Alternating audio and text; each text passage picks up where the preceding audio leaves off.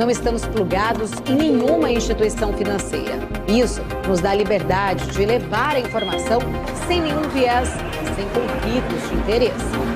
Ser a ponte entre as notícias, empresas, especialistas e os investidores.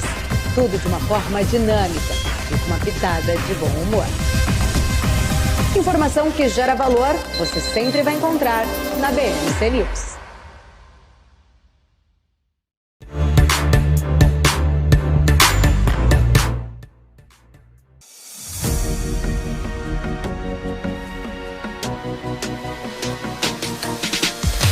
BMC News, informação que gera valor. Para o nosso closing aqui na BMC, muito boa tarde para você que está se sintonizando agora nesse momento, 4 horas e 53 minutos, Bolsa de Valores de São Paulo, prestes a fechar mais um dia em queda. Ibovespa perde 0,29% nesse momento, 119.622 pontos, a Petz cai 5,52%, a Dexco 5,47%, a Gerdau 3,40%, a Pivida 6,71% de queda, a Cogna, Alpargatas, aliás, está perdendo 3,61% e a Yudux 3,97%. O volume financeiro de quase 20 bilhões de reais em linha com a média histórica do Ibovespa. O dólar, por sua vez, está voltando a subir 0,04%, R$ 4,90. Vamos para o nosso segundo convidado de hoje, vamos chamar o Renan Silva, gestor da Blumetrics Asset. Muito boa tarde, Renan, é um prazer tê-lo conosco aqui no Closing da BMC. Boa tarde, Carlos. É uma satisfação estar com vocês. Já peço desculpas pela minha voz, a secura aqui de Brasília atrapalhou um pouquinho, mas eu vou me esforçar. Não tem problemas aqui em São Paulo. Aqui em São Paulo também estamos sofrendo bastante com esse clima seco. Renan, vamos falar um pouquinho então sobre a situação atual do Brasil. Temos dados que estão tendo uma melhora importante desde o começo do ano. O Boletim Focus está demonstrando o maior otimismo do mercado, previsões também no Fundo Monetário que estão sendo revisitadas positivamente, o PIB que pode crescer cerca de 3% esse ano, mas por outro lado temos, claro, uma inflação que está em queda, juros também caindo, mas por outro lado temos uma situação fiscal muito complicada, déficit primário deve fechar o ano em 115 bilhões de reais. Isso, e no ano que vem também o governo vai fechar o ano com um rombo fiscal gigantesco. Então, a minha pergunta é, qual seu diagnóstico para a economia brasileira nesse momento e o que o investidor pode e deve ficar de olho, no que pode e deve ficar de olho? Bom, pegando o gancho aí do seu panorama, que foi muito bem colocado, muito bem posto, eu diria que é preocupante. Essa melhora que a gente observa, até diante de alguns elementos que você colocou, eu entendo que tem um caráter de curto prazo, talvez até de curtíssimo prazo, porque há uma cortina de fumaça, realmente, principalmente com relação à condução da política fiscal. E eu acredito até que o mercado, nesse momento, que vem aí de um otimismo, né, a partir ali de março, né, a partir daquela reversão ali de mercado, hoje ele está ressentindo justamente esses aspectos, né, que é um reflexo justamente da questão fiscal. Como, por exemplo, de novo, a gente tem ali um atraso na aprovação do arcabouço fiscal. Então, o ritmo aqui dos congressistas em Brasília não está contento, então fica sempre esse impasse. Também as discussões ali em torno da reforma tributária também não estão agradando muito, né? Até ontem a gente viu aqui um ponto que se falou talvez em tributar o lucro retido, né? Então, né, nós economistas ficamos um pouco preocupados com isso, porque a ideia, né, é você não distribuir dividendos desnecessários, né, aquém do necessário, justamente para que isso seja revertido em investimento e geração de emprego, geração de competitividade. Isso traria, vamos dizer assim, isso daria um novo ar para a economia, deixaria a economia fluindo melhor, mas esse tipo de paradigma aí acaba gerando incertezas para o mercado.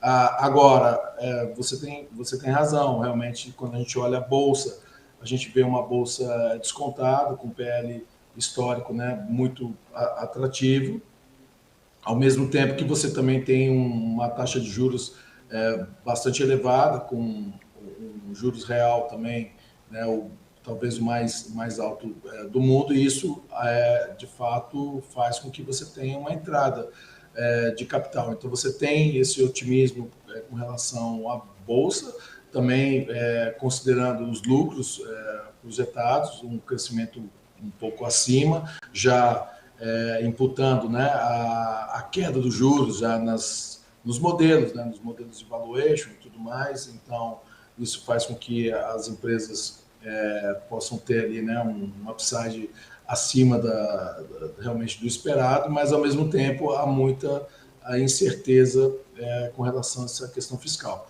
E também o cenário externo também eu vejo algumas preocupações. No cenário externo eu vejo assim que nós estamos ganhando contornos de complexidade, né, em cima de alguns dados, esse rebaixamento nos Estados Unidos. A gente esperava que algumas outras empresas ou até mesmo bancos poderiam sofrer rebaixamentos também, dado que o risco soberano também foi elevado, e isso está acontecendo. E acaba que também isso pode pressionar um pouco mais os prêmios, né, dos bonds norte-americanos, de empresas norte-americanas, e acaba sendo um ponto interessante, histórico, para você fazer algum investimento. Então, você tem ali um cabo de guerra. O Brasil ainda é bastante atrativo, mas essas preocupações também devem ser consideradas, e eu acho que a gente não deve ampliar muito o horizonte desse bônus que a gente tem agora aqui, né, dessa calmaria que a gente tem aqui no curto prazo. Sem falar também em China, né? Sem falar em China, que também não está conseguindo levantar voo ali e está decepcionando ali com um crescimento mais, não vou dizer pífio, seria demais, é um bom crescimento, mas perdeu o ímpeto, né? Claro, claro. Isabela, sua pergunta para o Renan. Renan, boa tarde. Bom, diante, né, de todas essas questões também, cumprimento da meta, a questão, a gente viu a ata do Copom hoje, eu queria falar sobre essa curva, né? A gente observa um estresse na curva de juros, né, que já refletiu aí nas ações. Você acredita que o mercado ainda não está precificando essas incertezas? O estresse na curva seria apenas o começo do que a gente pode ter para frente? Como que você vê essa precificação aí nos títulos em relação à queda, à possível queda?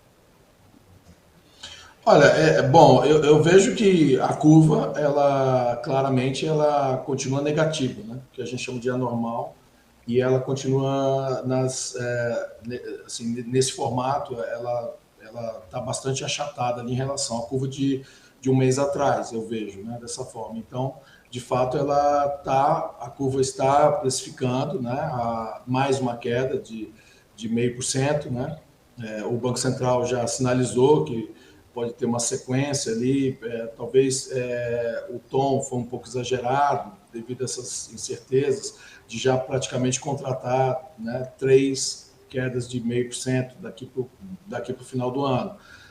Mas a curva, de fato, ela fez a correção, quer dizer, ela está negativa, precificando realmente um ciclo de queda de juros. A questão é justamente a continuidade, né?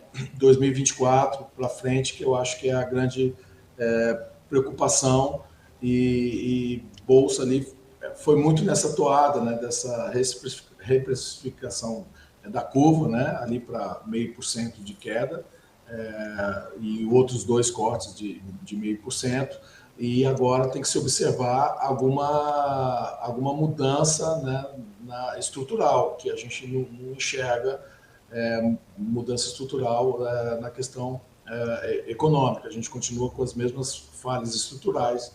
O que é preocupante é que realmente o governo ele gasta mais, ele está gastando mais, e as medidas que ele tem colocado são medidas inflacionistas, né? Como, por exemplo, tentativas de subsídios, né? Agora a gente tem ali, né, a questão do desenrola, tivemos um incentivo momentâneo ali no mercado ali automobilístico, né, na venda do mercado automobilístico. Então, essas interferências que pode gerar distorções e não serem sustentáveis ao mesmo tempo que pressiona a inflação. Então, o mercado recente, um pouco isso, principalmente o de renda variável. Em termos de juros, mesmo com a curva negativa, você ainda tem prêmios muito elevados, né, até ali o primeiro ano e meio, né? Lembrando, assim, na minha ótica de ex-tesoureiro, né, a gente evitava ao máximo alongar com a curva negativa, né? A gente, justamente dado essas incertezas, mas tem muitos juros para capturar no prazo mais curto. Uma vez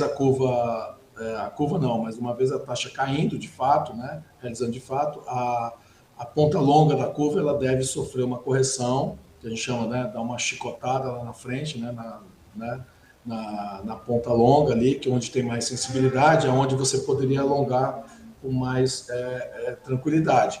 Mas ainda assim é um prêmio muito elevado. A gente fala que os juros pode chegar ali a 11,75 no final do ano, anteriormente estava se precificando 12%, mas a gente tem que pesar que ainda assim é uma taxa muito alta, tá? Então, assim, melhora um pouco a situação das empresas que estão alavancadas, mas é uma melhora marginal. Eu acho que o custo de capital ainda continua muito alto, né?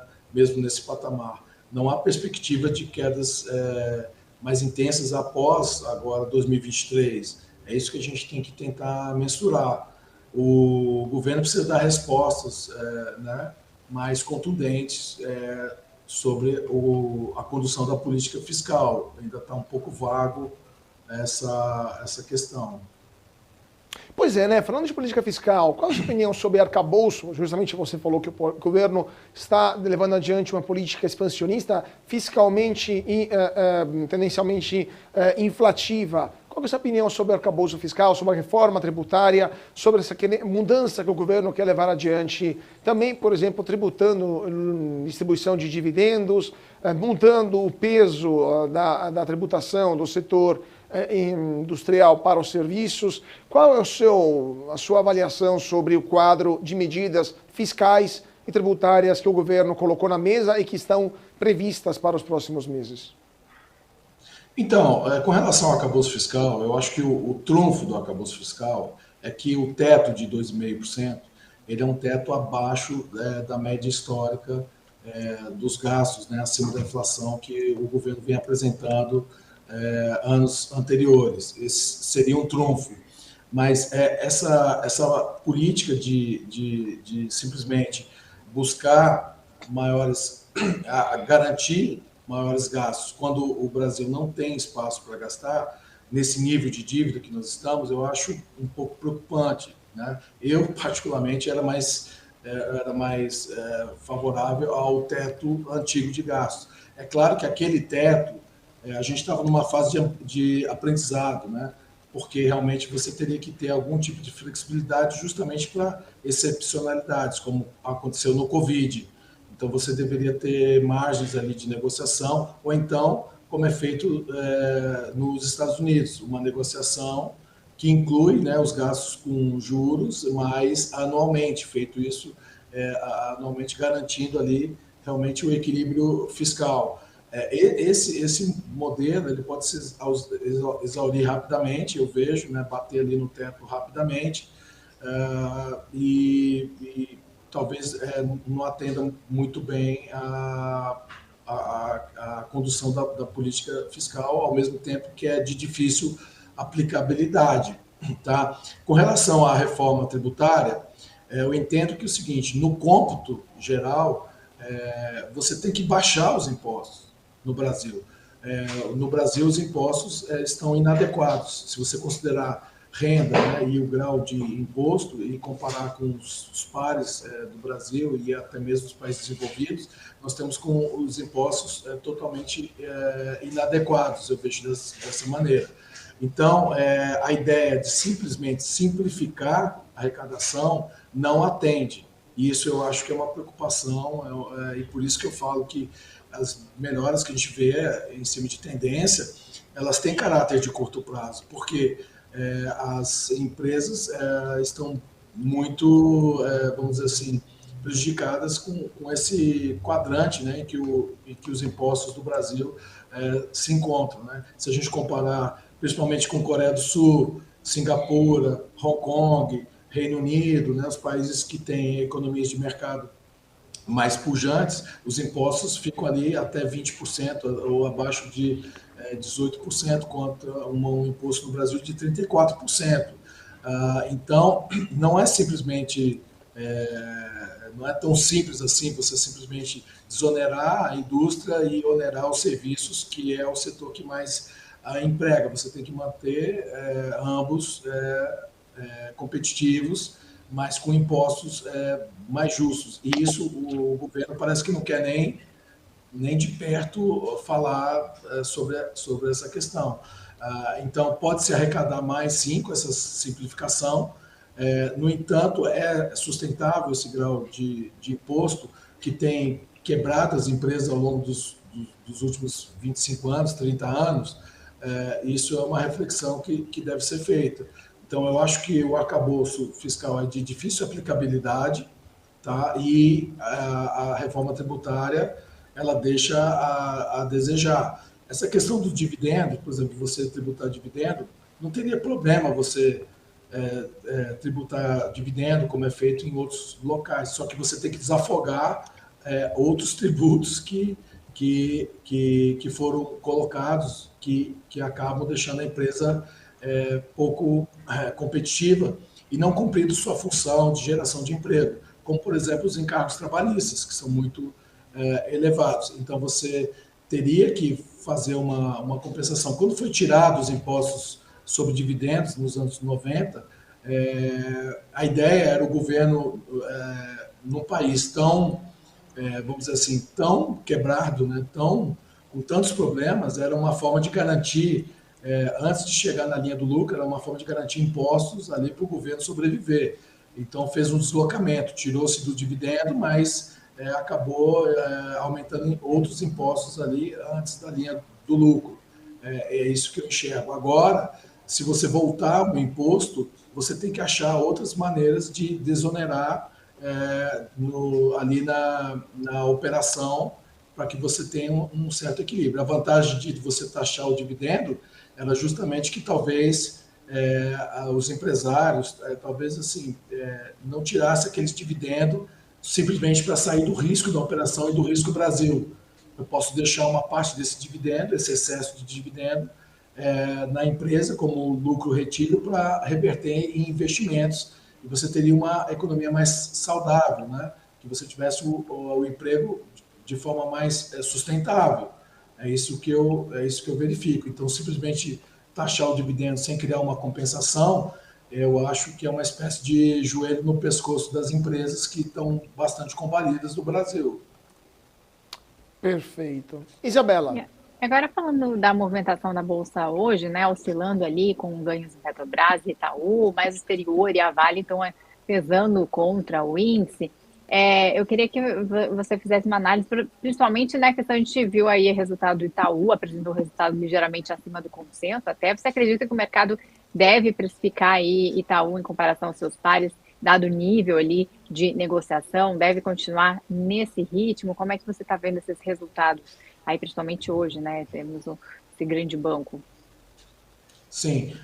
Bom, hoje a Bolsa ela está ressentindo, né?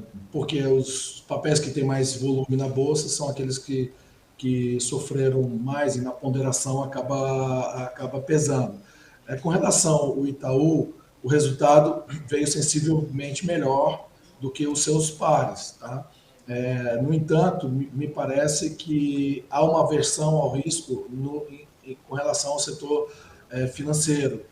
em razão ali de alguns ruídos ali em torno de inadimplência, e isso começa ali, vamos supor, pela beirada, né? Quer dizer, as financeiras estão sofrendo muito, né? Os bancos middle estão sofrendo bastante com lucros decrescentes, há uma certa estagnação, mas foram alguns anos ali de lucros decrescentes e alguns bancos realmente apresentando prejuízo, então sempre há o receio de um contágio. A questão ali, o que alimenta esse contágio, justamente é o endividamento da família. Então, o Itaú me parece que é um banco que mantém, né, aquele know-how impressionante, né, de estar lidando com essa situação já desde os anos 70 para cá, com um bom controle de inadimplência, diferente dos outros pares.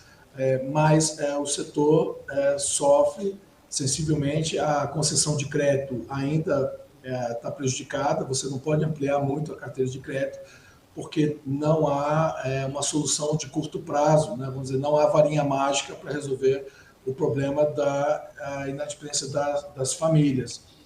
Então, a gente sabe que o endividamento da família está em patamares recordes, parece que chegou num platô, né? Parece que chegou num teto ali, estagnou, mas ainda é bastante preocupante. Então, com relação ao Itaú, eu acho que o resultado até surpreendeu positivamente, né, diferente, de novo, né, diferente dos pares que a gente tem observado. Contudo, ainda há esse receio de deterioração. Inclusive, fazendo um paralelo, inclusive, nos Estados Unidos, que também tem esse mesmo problema. Nos Estados Unidos é um pouco diferente, não é tanto a alavancagem das famílias, sim mais a questão de marcação a mercado, mas nós também não estamos livres aqui da marcação a mercado. Agora deve haver uma melhora, né? Com esse início do ciclo da queda dos juros, deve haver uma melhora dos títulos que estão em estoque, principalmente aqueles títulos que a gente não enxerga muito bem, aqueles que estão classificados como até o vencimento, que é uma pérola que tem aqui no Brasil, né? Na medida que você pode sofrer alguma marcação a mercado, né? Eu me refiro às aquisições de títulos feitos no período de pandemia, com juros mais baixos, de repente você pode colocar esse título até o vencimento. Então você não tem bem ali um resultado assim, vamos dizer, tão puro sangue ali, né, em relação aos bancos. Se isso acontecer nos Estados Unidos, pode acontecer aqui também.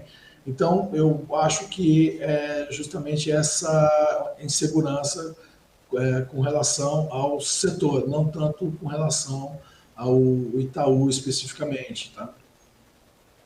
Perfeito. Agora, também eu queria lhe perguntar sobre a sua visão nesse momento das empresas mais interessantes na Bolsa Brasileira. Quais setores, eventualmente, você acha que são mais interessantes para ficar de olho até o final do ano? Commodities, bancos que a gente está falando agora, setor elétrico. O que vocês na Blumetric estão olhando com mais carinho?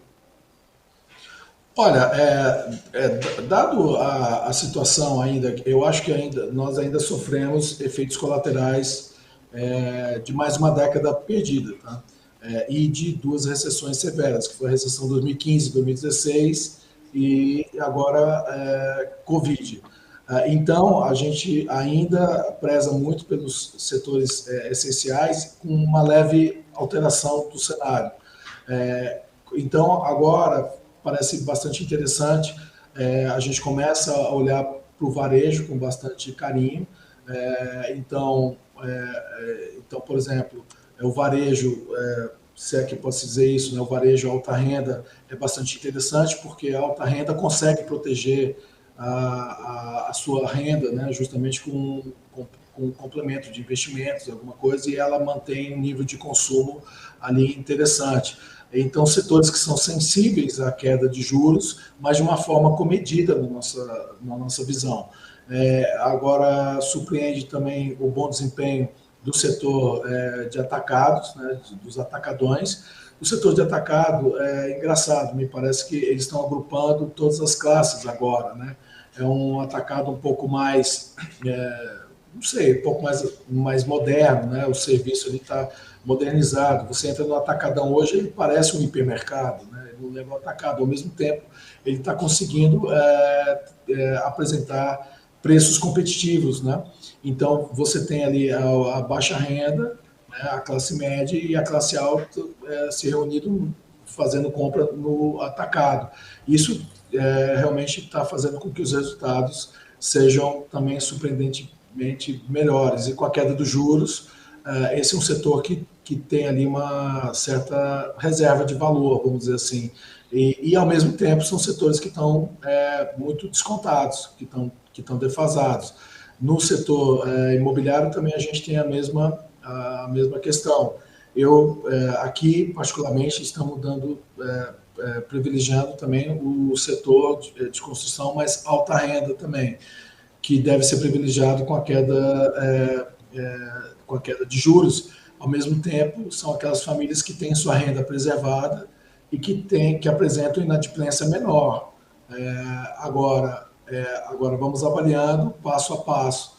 Se a gente tiver uma melhora realmente consistente do emprego, da renda, do endividamento da família, isso pode se estender realmente para setores que têm foco na classe C e D.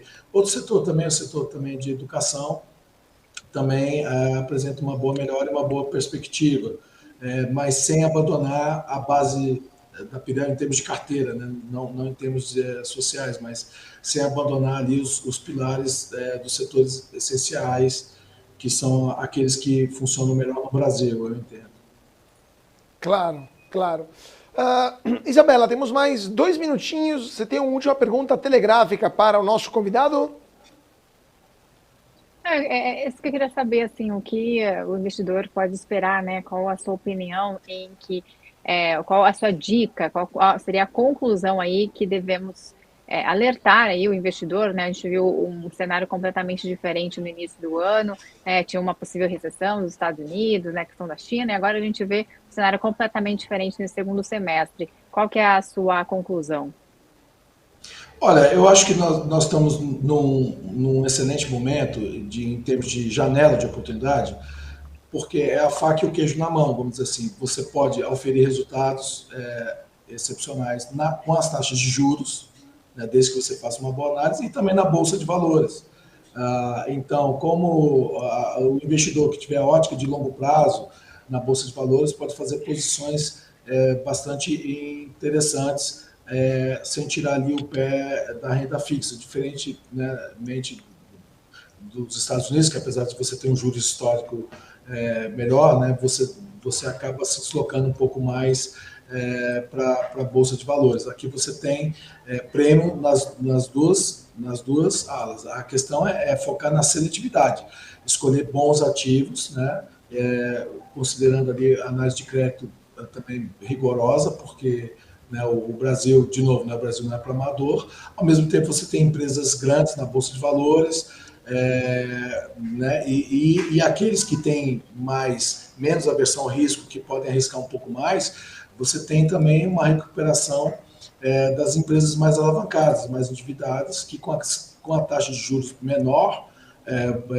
vão oferir resultados, né, com despesas financeiras menores, podem oferir resultados excepcionais, mas, de novo, para aquelas pessoas que têm mais tolerância a risco. De qualquer forma, é uma boa oportunidade de montar posições de longo prazo, principalmente na Bolsa de Valores.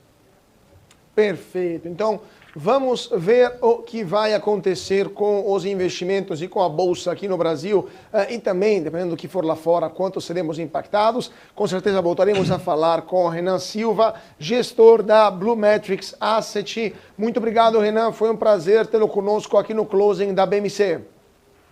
Igualmente, eu que agradeço a oportunidade. Carlos, Isa, satisfação estar com vocês. Até a próxima ocasião. 5 horas e 21 minutos nesse momento, aftermarket rolando a todo vapor e Bovespa em queda, 0,24%, mais um dia amargo para o principal índice da Bolsa de